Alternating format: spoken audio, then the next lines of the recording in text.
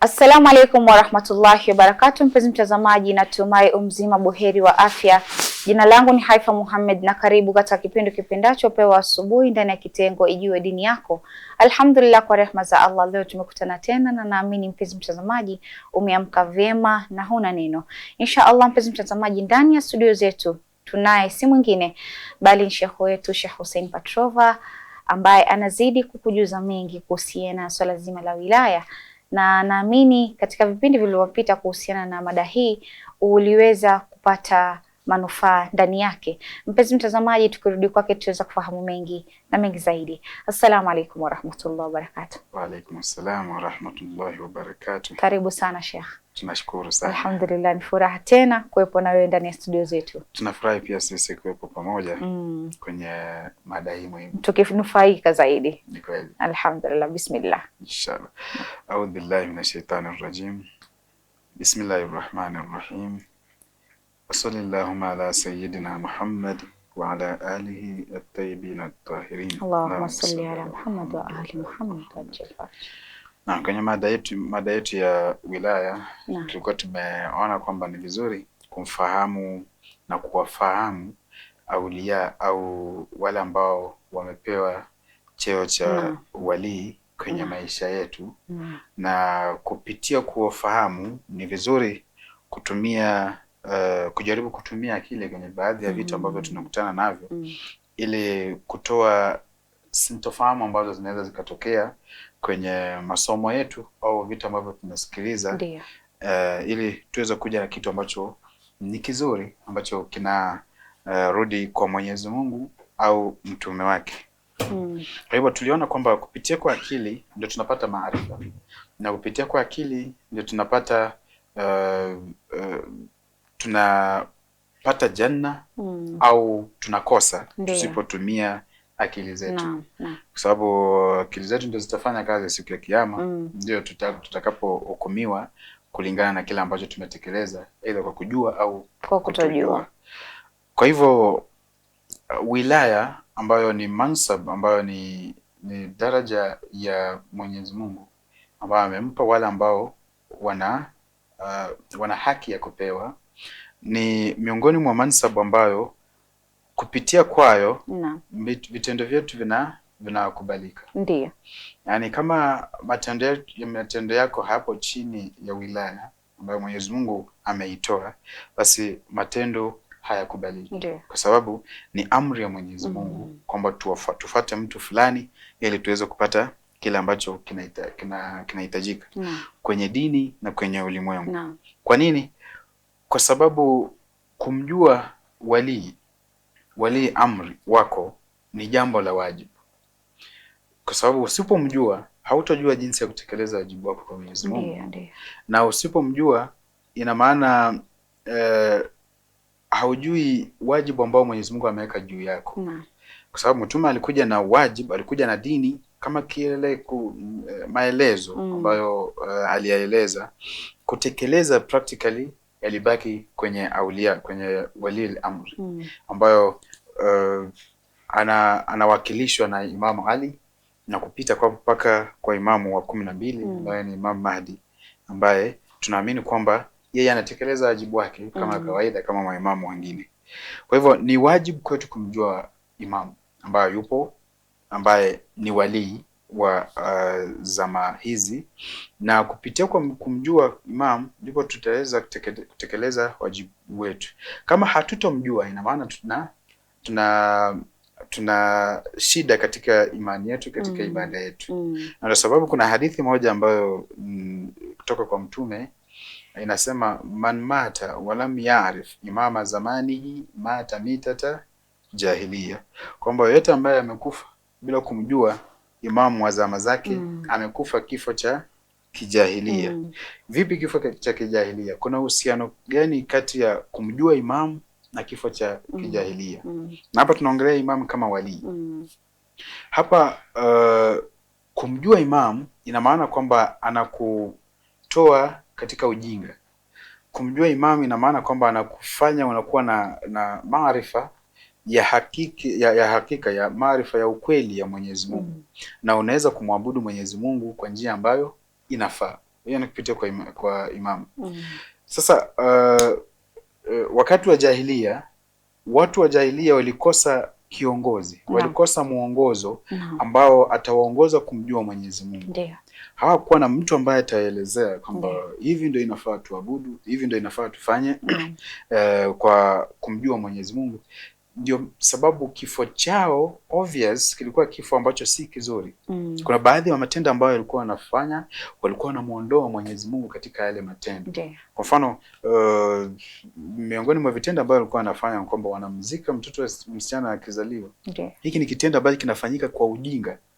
Hakuna mtu ambaye anaweza akazika mtoto wake wa kike kwa sababu anaogopa kwa mfano mambo ambayo yatatokea mbele. Huo ni kwa ajili ya ujinga. Na kama hautomjua imamu, utakuwa mjinga kama yule mtu ambaye alikufa katika enzi za kijahilia. Na ukiwa mjinga ina maana maarifa ya Mwenyezi Mungu hayajakufikia. Kwa hivyo kifo chake kitakuwa kama kile, na mwisho wa vifo vyenu watu wawili itakuwa ni kama the same. Yani iqabu yenu itakuwa ni ile ile. Ili kuepuka haya kufa kifo cha kijahilia, ni vizuri kumfahamu walil amr wako ni nani, imamu wako ni nani, au wajibu wangu. Na haitoshi tu kumfahamu kwamba imamu basi inafaa, bali inafaa ukishamfahamu utekeleze wajibu wako na ujue wajibu wake kwako na wajibu wako kwake, ili uweze kutekeleza wajibu wako kwake na ibada yako iweze kukubalika. Kwa hivyo kwa nini maisha ya mtu ambaye amemjua imamu au mtu ambaye hajamjua imamu ni maisha au ibada yake ni ibada ambayo sio kamilifu, na maisha yake ni kama maisha ambayo si kamilifu? Ni kwa sababu tunaambiwa kwamba vitendo vyetu vyote, pale mwanzo nadhani tulieleza kwamba vitendo vyetu vyote vya kibada na vile ambavyo si vya ibada vinaenda kwa imamu. Ndiyo. Imamu anayejua matendo yetu yote ambayo tunayatekeleza. Na yeye ndio connection kati yetu na Mwenyezi Mungu. Na yeye ndiye anajua haya matendo yetu. Kwa hivyo ana uwezo, amepewa uwezo na Mwenyezi Mungu kwamba ana uwezo wa kutasarraf kwenye haya matendo yetu. Akiona unafanya matendo ambayo si mazuri, anaweza akakuondoa kwenye wilaya wake. Anaweza akakufanya wewe hapa duniani maisha yako yakawa ni mabaya. Na akhira pia, kwa sababu amekuondoa kwenye wilaya wake, matendo yake hayatakubalika. Ndio maana tunasema sisi kwamba matendo yetu hayakubaliki kama hatuna wilaya ya Ahlul Bait. Naam, hakika. Kwamba na hii kuna hadithi moja, kuna mtu mmoja alikuwa ni naibu wa imamu, nadhani alikuwa Imamu Kadhim pale, sipo sure. Sasa alipokufa imamu ambaye alikuwa anakuja alikuwa Imamu Ridha. Sasa alikuwa naibu wake, ina maana alikuwa anachukua nini? Anachukua zaka kimletea, alikuwa anachukua vitu vyote ambavyo wajibu kwa imamu, yeye ndiye alikuwa anafanya. Sasa ikafika wakati wa imamu kufariki. Imamu Kadhim alifariki akiwa kwenye jela. Sasa alipofariki, Imamu Ridha ilifaa achukue uongozi, na akachukua uongozi kama imamu. Alipochukua uongozi kama imamu, vitu vyote ambavyo vilikuwa vinafanyika chini ya Imamu Kadhim vilirudi kwa Imamu Ridha. Ina maana zaka zote ambazo zilikuwa zinachukuliwa, wajibu wote ambao ulikuwa unafanyika unarudi kwake. Sasa huyu naibu wake akafika pale akasema hapana. Alikuwa amechukua nini nyingi, alikuwa amechukua mali nyingi sana kwa sababu yeye ni naibu. Akasema mimi imamu hajafa, Imamu Kadhim hajafa. Imamu bado yupo na mimi hii mali sitoi, nasubiri Imamu Kadhim aje nimpatie. Sasa hakutoa hiyo mali kwa Imamu Ridha. Akabaki naye na akaitumia hiyo. Sasa wakati alikufa, mtoto wake akakuja kwa Imamu Ridha kumwomba amwombee babake apate shifa au apate maghfira ya Mwenyezi Mungu. Alipokuja kwa imamu akamwambia mimi siwezi nikamwombea. Alipokufa tu hivi na kuwekwa kwenye kaburi, kaburi lake liliwashwa moto mpaka siku ya Kiyama. Na yeye hawezi akaomba shifa kwake, kwa sababu alikufa kama amekataa imamu kadhi wa Imamu Ridha. Sasa matendo yetu ambayo tunafanya hata kama ni mazuri vipi, yana athari. Tukikataa imamu wa zama zetu, ina maana matendo yetu hayana effect yoyote siku ya Kiyama. Ndio. Na tumaanishi tu kwamba siku ya Kiyama kule, maanisha tutakapokufa tu hivi athari inaanza. Ndio. Kwa hivyo kwa sababu yanaonyeshwa kwa imamu anaona matendo yetu na vitu vyote ambavyo tunafanya, kwa sababu yeye ndio wali. Naam. Yeye ndio anashughulikia mambo yetu yote ya hapa duniani. Kumjua huyu imamu inakuwa ni wajibu. Kama humjui, ina maana unaenda kinyume na sheria na unafanya dhambi na unafanya maasi kama humjui. Sababu kitu chochote ambacho ni wajibu usipokifanya, ina maana unatenda dhambi. Kwa hivyo imamu wetu wa zama, baada ya kupita kwa imamu 11 akiwemo Imamu Ali ambaye ni mwanzilishi wao, ni imamu ambaye anasimamia matendo yetu yote ya kidini ambayo si ya kidini. Yaani kila kitu ambacho tunafanya, kwa sababu yeye ndio wali kutoka kwa Mwenyezi Mungu. Naam. Vitu vyote ambavyo vinafanya, mwanzo yeye anajua. Cha kwanza. Cha pili, yanaenda kwake. Haya matendo yote yanaenda kwake. Kama ni mazuri, yeye atakuwa anayajua pia. Kama ni mabaya, pia atakuwa anayajua. Ina maana kwamba vitendo vyote ambavyo tunafanya, tukivitekeleza ndipo tuvirudishe kwa imamu. Kwamba kwa mfano mimi kwenye maisha yangu, kila kitu ambacho nakifanya, kitu cha kwanza ambacho inafaa nifikirie kwamba imamu atafanya vipi. Au tuashimu kwamba imamu angekuwa hapa amekaa na mimi nafanya ile jambo, angesema nini? Angefanya nini? Au angeona vipi mimi nikitekeleza ile jambo? Hiyo ndio maana ya kumjua imamu na kujua wajibu wako kwake, kwamba unamweka mbele kwenye matendo yake kama yeye ndio walil amr, yeye ndio kiongozi baada ya mtume. Kwa hivyo ukiwa na maarifa kama hii kuhusu imamu au kuhusu walil amr, ndio ni lazima utatekeleza wajibu wako wa kidini. Lazima utatekeleza wajibu wako wa kimaisha kama kawaida bila kuwa na shida yoyote, kwa sababu huyu ni imamu ambaye kila kitu kiko kwake. Na Mwenyezi Mungu anatueleza miongoni mwa tafsiri mwa hii aya, kullu shay'in ahsaynahu fi imamin mubin, kwenye surati Yasin, kwamba huyu imamu mubin ahsaynahu, yani kila kitu tumekidhihirisha kwenye imamu. Haya matendo yetu yote yapo chini ya imamu. Imamu mubin, imamu ambaye yupo clear, anaeleweka na kila mtu. Na kwa sababu imamu ni walii wa matendo yetu, ina maana kwamba chochote ambacho tunatenda mwanzo ana uwezo wa kukibadilisha. Ana uwezo wa kutekeleza wajibu wake. Miongoni mwa njia za kutekeleza wajibu wake, kwamba anao uwezo wa kubadilisha matendo yetu, kama ni mazuri yawe mazuri zaidi, kama ni mabaya yawe mabaya zaidi, kwa sababu yeye ni kama wakili wa Mwenyezi Mungu. Na wakili wa Mwenyezi Mungu ambaye anajua vitendo vyetu vyote, anaweza akabadilisha hapa duniani au akhera. Hapa duniani kwamba niliposema mwanzo kwamba kikaondoka kwenye wilaya wake, ukiwa wewe si miongoni mwa wafasi wa imamu, ina maana mazuri yote ambayo yanapitia kwa imamu hutopata. Na mabaya yote ambayo unaweza yakatokea kwa kuwa wewe ufuati imamu, utayapata. Na hiyo ni hapa duniani. Pia akhera ni kwamba shifa yao hutapata. Hao wamepewa shifa, kwa mfano, au wamepewa uwezo wa kutuombea maghfira kwa Mwenyezi Mungu, baadhi ya mambo ambayo tunatekeleza kwa kujua au kwa kutojua. Na Mwenyezi Mungu anaweza akatusamea kupitia kwao. Kwa mfano, kuna dua ambazo sisi tunaomba ambazo tunapitia kupitia kwa tawassul. Naam. Hapa duniani tunaweza tukaomba kupitia kwa imamu, akakuwa wasila kufika kwa Mwenyezi Mungu, sababu dhambi zetu nyingi. Sasa kama hatuwafuati imam, ina maana hii favor hatuipati. Hatuwezi tukamwomba imam na sisi hatumfuati imam kwenye mambo yetu ambayo tunayafanya ya kidini na ambayo si ya kidini.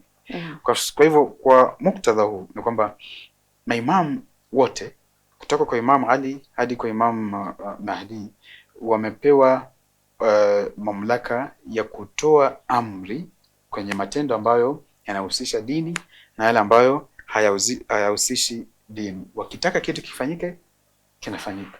Wakitaka kitu kisifanyike, hakifanyike.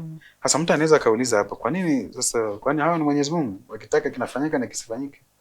Jibu tena linakuja kutoka kwa Qur'an kwamba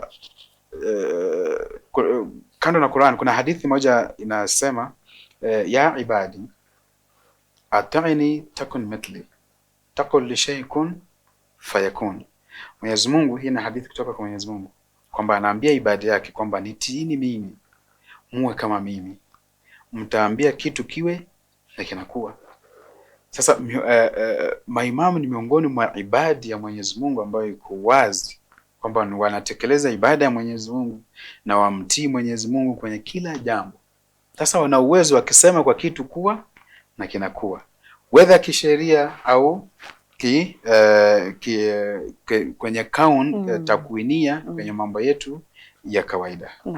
Kwa hivyo hicho ndio kiwango level ya maimamu ambayo ipo kwenye level moja na mitume au mtume wetu Muhammad kulingana na kwa muktadha wa aya ya Qur'an. Naam, shukran sana Sheikh.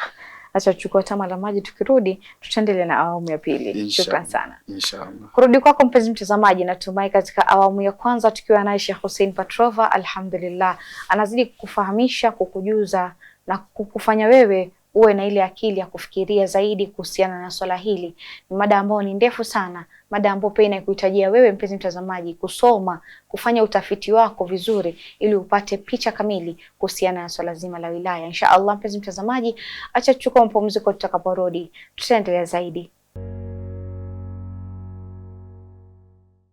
Assalamu alaikum warahmatullahi wabarakatuh. Mpenzi mtazamaji, karibu tena katika awamu ya pili ya kipindi kipendacho Pewa Asubuhi ndani ya kitengo Ijue Dini Yako. Alhamdulillah, tunazidi kufahamu mengi kupitia Sheikh wetu Sheikh Hussein Patrova ambaye tupo naye ndani ya studio zetu za Mahdi TV kuhusiana na mada husika ya wilaya. Na alhamdulillah, kwa rehma za Allah, naamini mpenzi mtazamaji unashika mengi, unafahamu mengi na unazidi kuwa na sisi kuanzia mwanzo hadi mwisho inshallah. Mpenzi mtazamaji, tukielekea kwake tuweza kufahamu mengi na mengi zaidi. Karibu sana Sheikh. Nashukuru sana. Naam. A'udhu billahi minash shaitani rajim. Bismillahir rahmanir rahim. Naam, innama waliyukum Allahu walladhina amanu alladhina yuqimuna as-salata wa yu'tuna az-zakat. Na tumeeleza kwamba alwali hapa imetumika kumaanisha kwamba ni wali mutlaq, ni wali absolute kwa vitu vyote vya ulimwengu, si baadhi tu, ambayo yupo kwa Mwenyezi Mungu kwa uasilia, alafu kwa mtume na mawali wake ambao nguvu zao zinatoka kwa Mwenyezi Mungu, au haki ya kutasarruf kwa vitu zinatoka kwa Mwenyezi Mungu. Sasa tunakuja kwamba Qur'ani imeeleza wazi na hadithi pia za mtume zimeeleza wazi kwamba wali ni nani, kulingana na aya ambazo zilishuka zikimuelezea wali ni nani, na zimeeleza wazi kwamba wajibu wetu kwa wali ni upi, nafaa tufanye nini. Sasa hapa kuna marhala mbili. Marhala ya kwanza ni kwa wale ambao wamekataa asli wilaya, kwamba hawatambui kwamba kuna kiongozi ambaye amechaguliwa baada ya mtume. Hawamtambui wala hawataki kuwa chini yake. Na kuna wale ambao wamemtambua na wanamjua, lakini ni wadhaifu sana katika kutekeleza wajibu. Wajibu ambao Mwenyezi Mungu amewapa. Kwa mfano, ukijiita kwamba wewe upo chini ya wilaya ya Ahlul Bait, kwa mfano, wajibu wako ni upi? Nafaa ufanye nini? Kwa sababu huwezi kuwa chini ya wilaya ya Ahlul Bait na unafanya matendo ambayo yanaenda kinyume na muktadha wa wilaya. Na tumeona kwamba alwali ana uwezo wa kutuondoa sisi kwenye wilaya wake kama tutafanya matendo ambayo hayafai.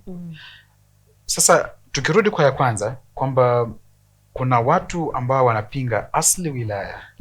Wanasema kwamba hakuna mtu ambaye ilitoka kauli kutoka kwa mtume akipewa direction na Mwenyezi Mungu kwamba baada yako huyu ndio wali, huyu ndio kiongozi wa Uislamu baada yako. Kauli kama hizi mwanzo zinatoka kwa sababu gani? Au mambo haikuwa wazi kuhusu uongozi baada ya mtume, au kuhusu wilaya baada ya mtume kufa, au shida ilikuwa wapi? Hapa ni ili kufahamu kulikuwa na nini, nipo turudi kwenye historia ilikuwa vipi na mazingira ya hiyo historia yalikuwa vipi, na watu ambao walitekeleza haya mambo saikolojia yao ilikuwa vipi.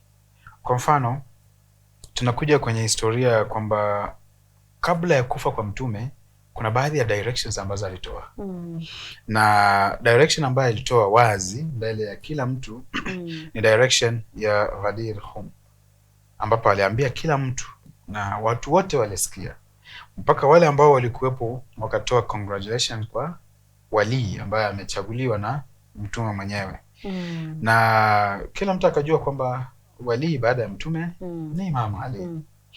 Sasa ikakuja baadaye kwamba mtume anataka kufa. Miongoni mwa mazingira ambayo yalikuwa before mtume afe, kwamba mtume anataka kufa na anaitisha kitu kwamba atoe maelekezo baada ya kalamu na karatasi.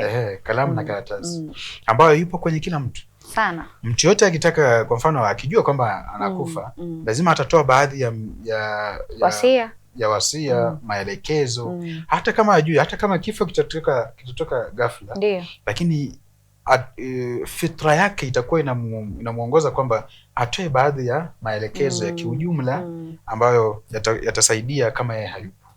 Hiyo ipo katika kila mtu, na mtume alikuwa anataka kutekeleza wajibu wake kama mtume na kama kiongozi. Lakini tunaona kwenye historia kwamba miongoni mwa matamshi ambayo yalitoka kwamba hasbunallahu hasbuna kitab Allah, kwamba sisi tumetosheka na kitabu cha Mwenyezi Mungu, hatutaki maelekezo mengine.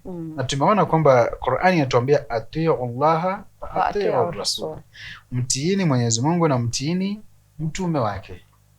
Sasa mtume anatoa amri, nileteeni karatasi na kitabu, na mtume asemi chochote pasi na amri ya Mwenyezi Mungu. Ni wahi kutoka kwa Mwenyezi Mungu. Sasa hawa wanasema kwamba huyu mtume saa hizi tusimtii, bali tusimpatie kitabu wala karatasi. Tuna Qur'an, ametuletea Qur'ani, tunayo, na tuhitaji kitu kingine. Sasa kukataa hivyo ina maana kwamba tunaenda kinyume na maamrisho ya Mwenyezi Mungu, kwamba ili kuepa baadhi ya vitu ambavyo vinaweza vikajitokeza kwenye haya matamshi. Walikuja wakasema kwamba alisema hivyo kwa sababu ilikuwa imefika wakati mtume alikuwa na maumivu sana ya ugonjwa wake. Sasa hayo maumivu yanaweza kumpelekea akawa haelewi vitu vizuri. Sasa wakati huo ni kama hana ufahamu wa mtume, mtihani mkubwa. Mpaka matamshi yao, miongoni mwa matamshi yao alisema innahu la yahjur, kwamba ameshikwa na mgonjwa ambao, kuna ugonjwa mmoja ukishika mtu haelewi, aweza akaongea chochote, aweza akajua chochote.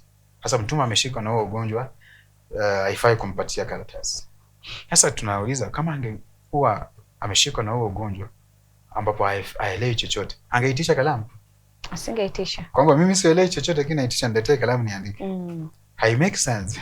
Sababu kile ambacho naandika ni kitu ambacho kinatoka kwenye akili. Sasa kama sitoletewa kalamu niandike, wale ambao hawajaniletea kalamu ndio akili yao sio nzuri.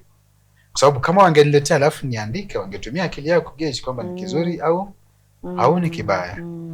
Kwa hivyo haya mazingira ambayo yalijengwa kabla hata kufa kwa Mtume yalikuwa yanajengwa ili kuhakikisha kwamba kile ambacho anatoa baada ya hapo hawakifuati. Ndio. Na kwa nini walifanya hivyo? Kwa sababu zinaweza kuwa nyingi, na yeyote anaweza akatoa sababu yake kulingana na anavyofahamu haya mazingira. Kwa mfano, inaweza kuwa kwa sababu walikuwa wanataka sana huo uongozi, kwa sababu uweze ukapinga kitu unless kama unataka hicho kitu. Ndio. Mtume anataka kuleta mfumo, wewe unaupinga. Ina maana wewe ndio ulikuwa unataka huo uongozi. Hapo sasa ndio ilikuwa ifungua Uislamu macho. Ilikuwa wafungua na ile akili ya kufikiria, hapa Qur'ani imeniambia nifanye hivi.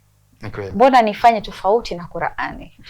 Ni kweli. Hata mpaka saa hizi inafaa mtu atumie tu akili yake kufikiria kidogo, aone Qur'ani imeamrisha hivi. Kwa nini sasa ilifanyika hivi? Hiyo uwezo wa kujiuliza kwa nini tungekuwa tuna uwezo wa kupata majibu. Lakini kitu nimegundua ni kwamba sio kila mtu anasoma Qur'ani, Sheikh, anaifahamu Qur'ani. Wengi tunasema tumehifadhi Qur'ani, umesoma Qur'ani, lakini kuielewa Qur'ani hujaielewa. Ni kweli. Ni vizuri kuhifadhi. Ni vizuri kushika ile Qur'ani, maneno ya Mwenyezi Mungu. Umehifadhi kabisa kwenye akili. Ndio, unaweza jua maana ya kwamba hii inamaanisha hivi, lakini hujui deeper meaning ya hii aya ilimaanisha nini. Na huo ndio mtihani ambao wengi wako nao. Maana utakuta ndio hata ukafanya mjadala, mtu anakuletea aya tofauti na ile ambayo wewe unayoikusudia wewe. Ndio utakuta na mtihani ambao tuko nao. Wengi utasikia mimi ni hifadhi, nimehifadhi Qur'ani, naielewa Qur'ani, lakini hujaielewa mantiki ya uhalisia ya maana ya maneno ya Mwenyezi Mungu yamemaanisha nini. Ndio utakuta kuna yule mwenye maskini hajasoma, lakini akisoma aya moja anahakisha kwamba hii aya lazima niielewe undani wake inamaanisha nini. Ni kweli. Na miongoni mwa maneno wasia wa Imam Khamenei alipokuwa bado yuko Said Khamenei wako hai ni kwamba tujaribu kusoma Qur'ani mwanzo, alafu tukisoma tujaribu kusoma tukielewa inasema nini. Ndio. Kwa sababu sometimes tunaweza tukachukua tunasoma Qur'ani na inatulaani. Kweli. Sababu kila ambacho tunafanya ni kinyume sana na kile ambacho inaamrisha. Ya tunasoma inatulaani. Kweli. Mfano ile ambayo umesema, kwa mfano umehifadhi Qur'ani na atekelezi kile ambacho hata kidogo kazi yake ni swala tu, saumu na hizo za kawaida. Ikija kwenye masala mengine ambayo inahitaji kufikiria, kutumia akili yake. Utakuta huwa anasema siku ya hisabu ni wengi ambao waliohifadhi Qur'ani watakuwa katika malipo mengi sana. Kwa sababu mmoja wapo wa kuhifadhi Qur'ani na hautendi kile ambacho Mwenyezi Mungu amekiamrisha ni matumizi mabaya ya kuhifadhi. Ni kweli. Kwanza nitasema ni matumizi mabaya ya kutumia akili. Maana kiuhalisia hifadhi Qur'ani na ufanye amrisho la Mwenyezi Mungu amekwambia nini kuhusiana na kitabu chake. Lakini wewe unahifadhi Qur'ani lakini unafanya kinyume, haujui maana yake inamaanisha nini. Sasa hapo pana mtihani mkubwa sana. Kweli. Maana Qur'ani kuna maneno ambayo yamefichika na kuna maneno ambayo ni direct. Ambayo yamefichika hakuna ambaye anaweza kuyafichua kama yule ambaye ana elimu kabisa na anafuata miongozo ya sahihi. Ndio maana Mwenyezi Mungu akatuambia kabisa unapoona labda unapata ugumu wa kuelewa kitu, unaambia Rabbi zidni ilman warzuqni fahman. Akupe ule ufahamu. Wewe unasoma lakini kitu haukifahamu. Hakuna kitu unasoma bali. Ni kweli. Kwa hivyo shida ambayo imetokea kwa hii upande wa pili ambao mwanzo wamekataa alwilaya ni kwamba aidha hawakuelewa mazingira ambayo yalikuwepo kabla ya kufa kwa Mtume, au hawakuelewa Mtume alipomaanisha kwenye baadhi ya hadithi zake au baadhi ya aya za Mwenyezi Mungu ambazo zimeshuka zikieleza kiwasilia wa wilaya, hawakuzielewa. Au walikuwa wanafuata tu hisia zao, wanafuata matamanio zao yao kwamba pia sisi tunataka tuwe kiongozi. Na hii inatuambia kwamba mwanzo hata walipobadilika wale maswahaba walipobadilika kuwa Waislamu hawakubadilika kwa nia nzuri. Walibadilika kwa nia kwamba watakuja kuchukua uongozi baada ya Mtume. Ndio maana wengine utakuta wanatumia sana katika kusupport masahaba wengine hii aya ya Ansar na Muhajirun. Wanatumia sana hiyo aya, wanaipenda sana, lakini Mwenyezi Mungu pia anasema miongoni. Hakusema wote. Ni miongoni. Sasa ukishajua miongoni utajua kwamba sio masahaba wote walikuwa wema. Maana pia kuna aya iliyoshukishwa kwamba ndio waliomzunguka Mtume wengine walikuwa ni wanafiki. Ni kweli. Lakini mpaka mtu asome na kuelewa. Tunapoimba kila siku watu wasome, lakini kusoma sio rahisi. Ndio hivyo. Kwa hivyo miongoni mwa malengo ya tunaweza tukasema masahaba ambao walikuwepo, kwa sababu ishatokea, ni mambo ishatokea na mpoa yawekwe wazi ili watu waweze kuongoka kwenye hayo mambo. Ni kwamba miongoni mwa watu ambao walikuwepo karibu na Mtume uliwasema kwamba kulikuwa na manafiki na kulikuwa na wale ambao hawajaamini kwenye dini ya Kiislamu, imani iliyo sawa. Waliingia tu kwa hivyo. Na miongoni mwa watu ambao waliingia baada ya Fath Makkah walikuwa forced. Mazingira yaliwa force kuingia katika dini ya Kiislamu. Lakini si kwamba waliingia kwa moyo wao na walikuwa wanataka kuingia kwenye dini ya Kiislamu. Kwa hivyo hayo ndio mazingira ya wale ambao wanapinga uasilia wa wilaya. Kuna wale ambao wanakubali wilaya, lakini matendo ambayo wanatenda yanaenda kinyume na uasilia wa wilaya au kile ambacho kinahitajika kwa wilaya. Na ndio wale ambao tulisema pale awali kwamba walii wao huo muda ana uwezo wa kuondoa katika wilaya wake. Miongoni mwa hawa watu ni wale ambao, kwa mfano pale mwanzo nilisema kwamba mwanadamu ana uwezo mkubwa sana, uwezo wa kufikiria na uwezo wa kimwili, yani nguvu. Tunaweza tukafikiria chochote ambacho tunataka na tukatekeleza kulingana na inavyotakikana kidini na kimazingira ambayo tuko ndani yake. Lakini kwa nini hatufikirii? Kwa nini hatutekelezi wajibu wetu ambao inafaa tutekeleze? Kwa sababu uwezo kusema kwamba mimi ni mfuasi wa walii wa aulia au wa maimam na unafanya baadhi ya dhambi ambazo zinaweza zikakuondoa kwenye wilaya. Kwa mfano dhambi za kawaida, kwa mfano kuacha swala. Watu wengi sana wanaacha swala. Watu wengi sana hawaswali. Whether wapo kwenye wilaya ama hawapo kwenye wilaya. Kwa mfano kuna baadhi ya matendo, kwa mfano wa kike, wenzetu wa kike, ndugu zetu wa kike, mfano unapata wengine hawavai hijab, hawatekelezi wajibu wao wa kujistiri. Wengine wanafunga lakini kujikokota, wengine hawafungi kabisa. Wakati wa Ramadhani wanakula kama kawaida, au wanafanya baadhi ya madhambi. Wengine wana uwezo wa kuhiji lakini hawahiji. Sababu iko wapi? Shida iko wapi? Na tukiangalia kwenye saikolojia ya haya mambo yote, ni kwamba shida sana sana inatoka kwenye nafsi zetu. Kwamba tumejibembeleza sana sisi nafsi zetu kutekeleza wajibu wowote tunaona ni ugumu. Yaani tupo kwenye sehemu, tunataka tuwe sehemu ambayo tunaona nafsi yetu inaona kwamba ni sehemu nzuri. Kwa tunaona kuswali kama ni kazi ngumu vile. Sasa siendi kuswali. Na naendelea kuwatch tu mambo yangu ambayo wakati wa swala umefika na acha. Kwa mfano saum, naona kufunga kutoka asubuhi mpaka jioni sili chochote. Na vitu ambavyo vitu viko naweza nikakula. Naona ugumu fulani katika kutekeleza wajibu wangu. Palikuwa na hikma kubwa ambayo Mwenyezi Mungu aliiweka, ama wazazi walipoambiwa watoto wao kuna miaka ikifika waanze kuwazoesha lile jambo la swala. Ni kweli. Ndio ikifika hata wanakuwa wasipate matatizo na swala. Waone kwamba hii ni wajibu wangu kufanya. Ni kweli. Imeingia kwa damu tayari. Akifika time ya swala yeye hakosi swala kwa sababu ni kitu ambacho ashakuzwa nacho. Lakini kama watoto katika familia wanakuzwa na mazingira ya kwamba hawana wa kuwahimiza swala, swala itakuwa na uzito kwao. Ni kweli. Watakuwa na matatizo kuswali. Kweli. Na kuna wengine pia wamefundishwa lakini bado inakuwa matatizo. Hiyo inarudi kwenye nafsi zao. Nafsi zao ambazo wamezizoesha. Na hii inajibu swali ambazo, kwa mfano kuna wengine tunatambua mwezi wa Ramadhani mashetani yote, majini yote yamefungwa. Ndio. Sasa kwa nini sisi tunafanya dhambi? Kuna mtu ya Ramadhani mashallah ndio ujue saa zingine ni nafsi zetu wenyewe. Kuna mwingine Ramadhani ataswali kabisa Ramadhani nzima. Ramadhani kiisha sharudi kama kawaida. Kama kawaida.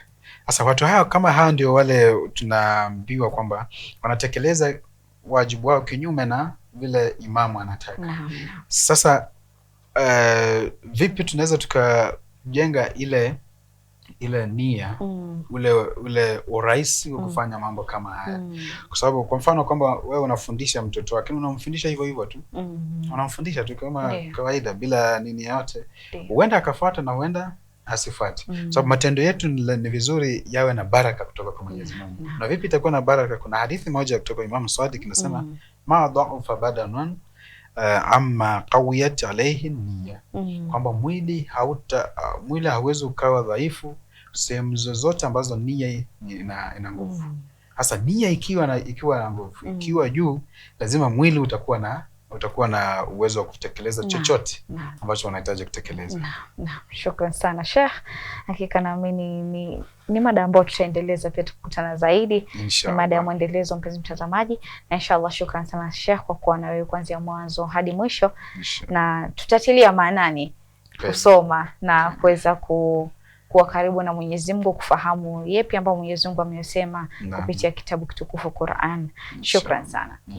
Kurudi kwako mpenzi mtazamaji, natumai katika awamu ya pili tukiwa na Sheikh Hussein Patrova, alhamdulillah tumeweza kuelezea mengi, ameweza kukujuza mengi kuhusiana na swala zima la wilaya. Ni mada ya mwendelezo, na inshallah tukutana katika kipindi kingine tutaweza kuendeleza mada hii inshallah. Mpenzi mtazamaji, kufikia hapa sina mengi ya kusema isipokuwa ni kukwambia fi amanillah.